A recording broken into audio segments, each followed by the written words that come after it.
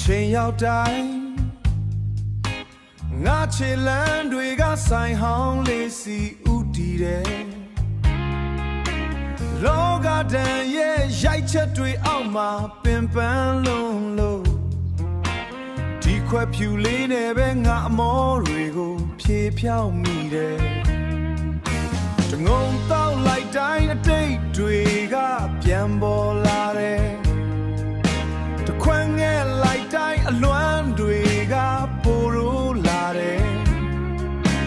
လူတွေကတော့ငါကိုရက်သမားလို့ကဲ့ရဲ့ကြပေမဲ့ငါရင်တွေကဒဏ်ရာတွေကိုဘယ်သူမှမမြင်ကြဘူးကဲတခွန်းလောက်ထက်ထဲလိုက်အောင်တငယ်ချင်းရာဒီညတော့သိစိတ်တွေကိုခဏလောက်မေ့ထားခြင်းလို့ပါမူနေတဲ့ချိန်မှာငါကဘာကြီးရဲ့ဖုံရင်ပဲအိမ်မက်ထဲမှာတော့ငါဘဝကตายရနေတော့မယ်ရန်နံတွေကြားမှာငါဘဝကတဖြည်းဖြည်းလွင်ပါ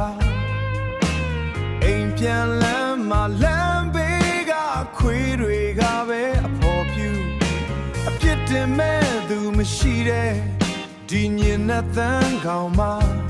ငါရဲ့ဝေဒနာတွေကိုအရက်နဲ့ပဲဖြောချလိုက်တယ်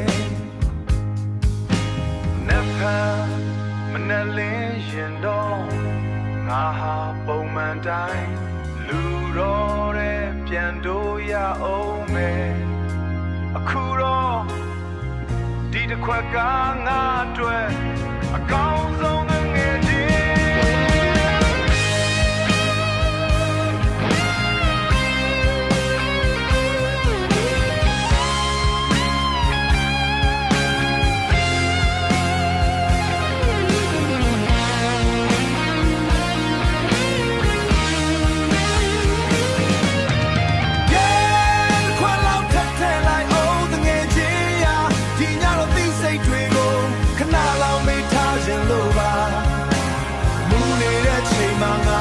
ကဘာကြီးရဲ့ဖုံရင်ပဲအိမ်မက်ထဲမှာတော့ငါဘဝကตายရနေတော့မယ်